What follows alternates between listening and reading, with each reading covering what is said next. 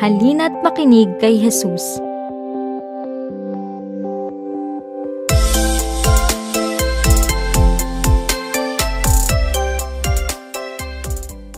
Sa Ebanghelyo ngayong araw na ito ay makikita natin si Jesus na nananalangin kasama sina Pedro, Santiago at Juan.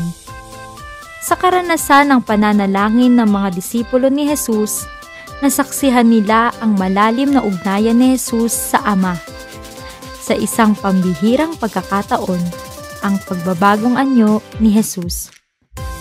Nakita nilang kasama ni Jesus sina Moises at Elias at naunawaan nila na si Jesus ay nakahanay sa tradisyon ng mga mahahalagang tagapaghatid ng balita ng Panginoon.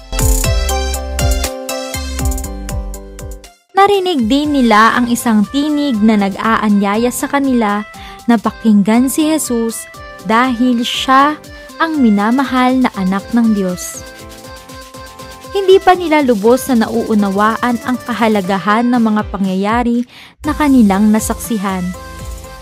Kakailanganin pa nila ng oras upang lubos na maunawaan ito, kaya't kinakailangan nilang lumago sa pananampalataya.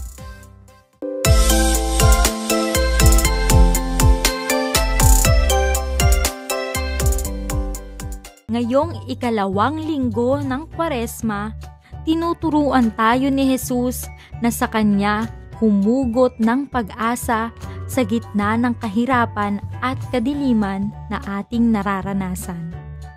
Sa Kanyang pagbabagong anyo, ipinapakita ni Jesus na hindi niya nais na manatili tayo sa kahirapan, kundi pagkatapos nito ay may liwanag, may pag-asa, at pagbabagong mangyayari sa atin dahil si Jesus na mismo ang nakaranas nito.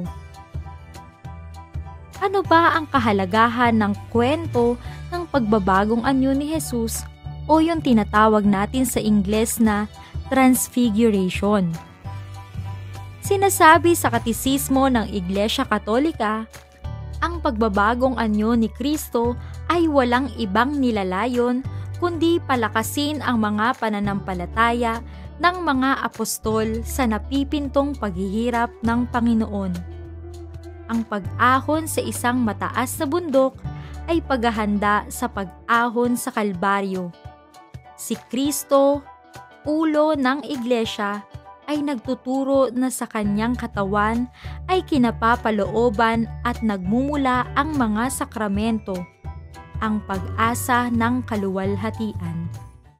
Tandaan din natin na ang pagbabagong anyo ni Jesus ay naganap sa sandali ng Kanyang malalim na personal na panalangin. Muli, binibigyang diin ni San Lucas ang kahalagahan ng pakikinig sa pamamagitan ng panalangin. Ibig sabihin, hindi lamang dapat puro tayo ang nagsasalita at nagpapahayag ng mga saloobin natin, kundi mahalaga na makinig din tayo sa nais iparating ng Diyos sa atin.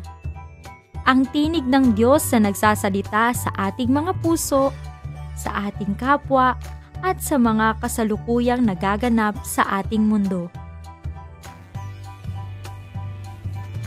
Sa pagbabagong anyo ay ipinagkakaloob sa atin ang paunang pananaw ng darating na kaluwalhatian ni Kristo na siyang nagbigay ng panibagong anyo sa ating katawan tulad sa Kanya. Subalit ipinapaalala sa atin na kailangang magtiis ng maraming hirap upang makapasok sa kaharian ng Diyos.